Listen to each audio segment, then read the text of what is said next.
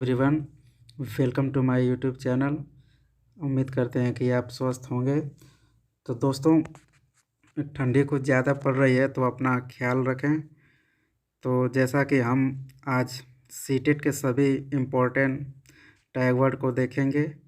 यह tag word बेहद ही CTET पास करने के लिए इम्पोर्टेंट होते हैं और इसकी ये पहली क्लास है और मैं इसको टैग वर्ड को 2 क्लासों में कंप्लीट करना चाहूँगा। तो जो भी साथी मेरे चैनल पर नए हैं तो कृपया चैनल को सब्सक्राइब कर लें और बगल में बेल आइकन को भी प्रेस कर दें ताकि जब भी मैं अपनी नई वीडियो अपलोड करूं तो उससे संबंधित सूचना आप तक पहुंच सके। तो चलिए क्लास स्टार्ट करते हैं। तो मैंने यहाँ पर पॉजिटिव शब्द को, जो पॉजिटिव टैग वर्ड है, उसको मैंने हरे कलर में रखा है और जो नेगेटिव है उसको मैंने रेड कलर में रखा है। यहाँ पर हरे कलर का आशय है कि जब शिक्षक शिक्षण का कार्य करेगा तो उसको कौन कौन सी गतिविधियाँ बच्चों पर करनी होगी और जो रेड कलर में दिया है उसमें कौन कौन सी गतिविधियाँ करनी होगी। तो चलिए हम बारी बारी से देखते हैं। तो इसमें जो दिया है आपका अवसर प्रदान करना, तो एक शिक्षक एक बालक को विभिन्न प्रकार के अवसर प्रदान करेगा तो बालक अपनी कक्षा में क्रियाशील रहेगा। प्रेरित करना से आशय ये होता है कि बालक अभी कोई टूटी फूटी अगर बोल रहा है तो उसको आपको मना नहीं करना है, उसको आपको बढ़ावा देना है, तो जिससे बालक बोलने के लिए संकोच नहीं करेगा। प्रोत्साहित करना से आशय है कि आप कक्षा में जो शिक्षण कर रहे हैं तो वहाँ पर जितने भी बालक हैं उन सभी को प्रोत्साहित करना। कोई भी कार्य कर रहा है तो उसको टोकना नहीं, आपको प्रोत्साहित करना है। व्यवहारिक ज्ञान से जोड़ना,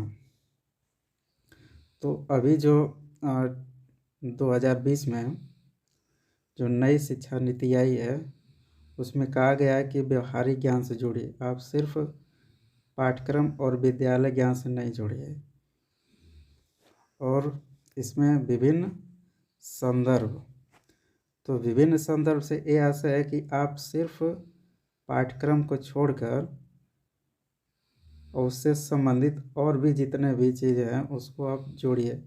जैसे आप ब्लैक बोर्ड है, आप प्रिंट मीडिया है और वहाँ के विद्यालय परिसर के जितने भी अलग अलग चीज़ें हैं उसको आप छात्र से जोड़िए। ये हो गया आपका पॉजिटिव। अब देखते हैं नेगेटिव में आपको दंड नहीं देना है। बालक होता है तो आपको दंड नहीं देना है। दंड देने से बालक की जो मनोवृत्ति होती है वो अच्छी नहीं रहती है। डांटना, आपको बच्चे को डांटना भी नहीं है। अगर डांटेंगे तो अपनी अभिव्यक्ति नहीं कर पाएगा। भेदभाव करना ये तो बहुत गलत है। जब आप छात्रों के बीच भेदभाव करेंगे तो जो छात्र कमज़ोर हो गए पढ़ने में वो अपने को कुंठित महसूस करेंगे। रट्टा आपको नहीं लगवाना है।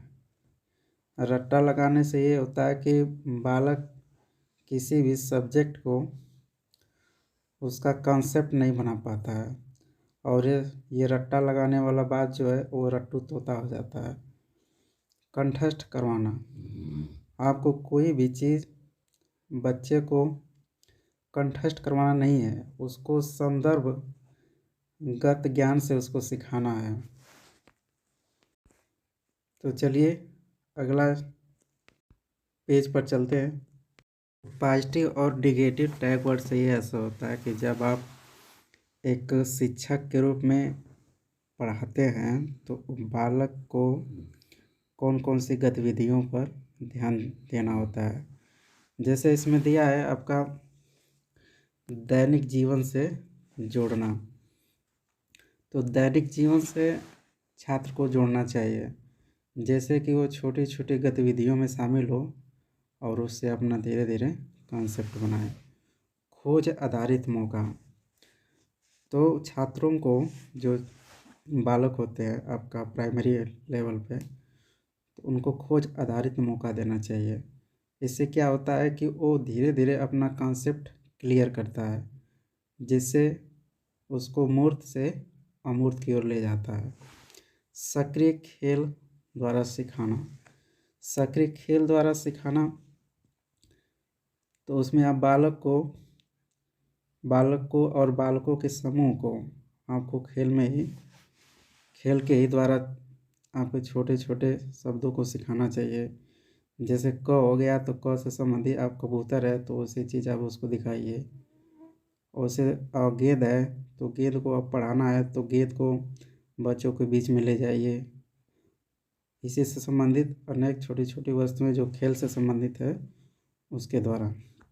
शिक्षक स्वयं आदर्श वार्ता करें। हाँ, ये बहुत इम्पोर्टेंट चीज़ है, क्योंकि शिक्षक स्वयं आदर्श बर्ताव करे तो इससे ये होता है कि शिक्षक जो है छात्रों के प्रति जिम्मेदार है। अब ये नहीं कि छात्र अपने में क्लास में क्रियाशील हैं और शिक्षक जो है इस समय मोबाइल लेके अलग अलग टिक टिक टिक कर रहा है, तो ये बात अच्छी नहीं है।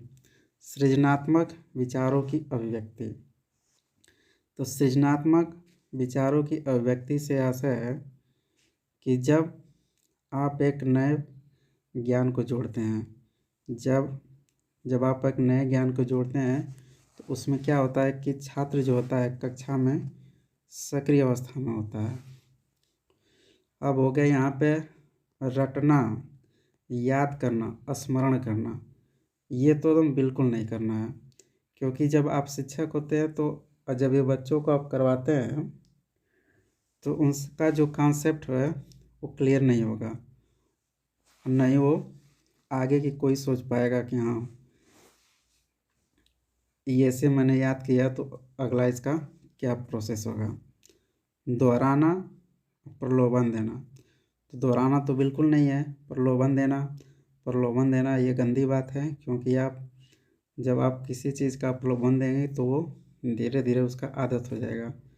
जब आदत हो जाएगी तो जब तक आप उसको प्रलोभन नहीं देंगे तो फिर वो पड़ेगा भी नहीं।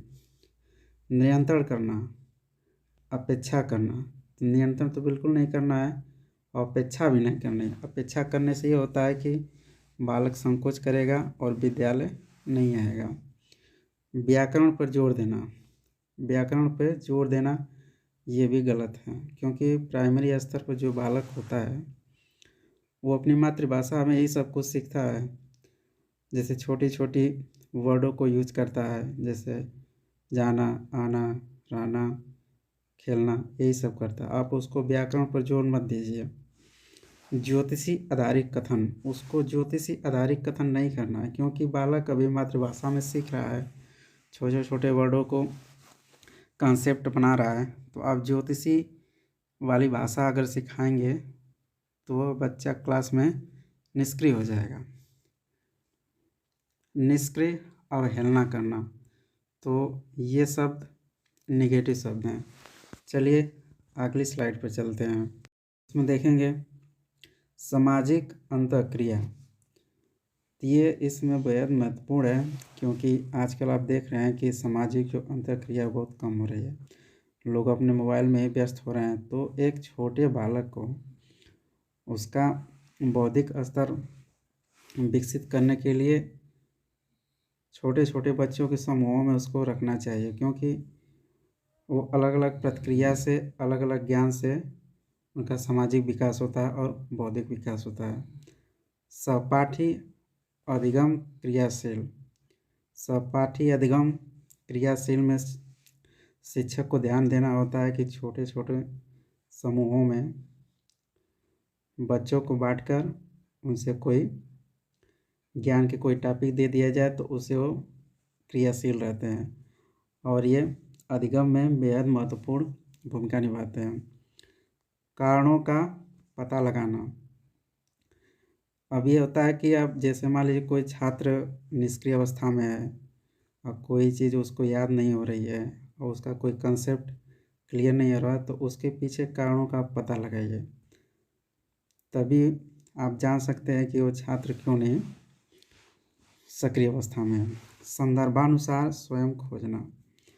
संदर्भानुसार ये समझ लें कि इम्पोर्टेंट क्वेश्चन है, आप इसको ट्रिपल स्टार लगा सकते हैं। संदर्भ अनुसार, जब आप कोई चीज़ बता रहे हैं तो उसी के अनुसार उसको खोजने के कहें। जैसे मान लीजिए कि आपने एक लाल चीज़ दिखाई और वो लाल एक गेंद है, तो उसी के अनुसार वह संदर्भ खोजेगा। वातावरण तैयार करना, तो ये जब बालक को आप शिक्षा दे रहे हैं तो वहाँ के आप वातावरण तैयार करिए।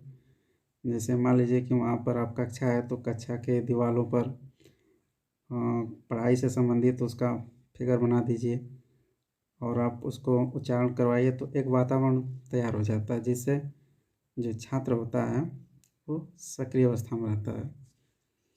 अब ये हतोत्साहित करना, हतोत्साहित करना ये बहुत गंदी बात है, क्योंकि छात्रों को हतोत्साहित नहीं करना चाहिए, क्योंकि जो छात्र होते हैं जो प्राइमरी स्टेज से होते हैं उनका मनोवेग बहुत ज़्यादा होता है।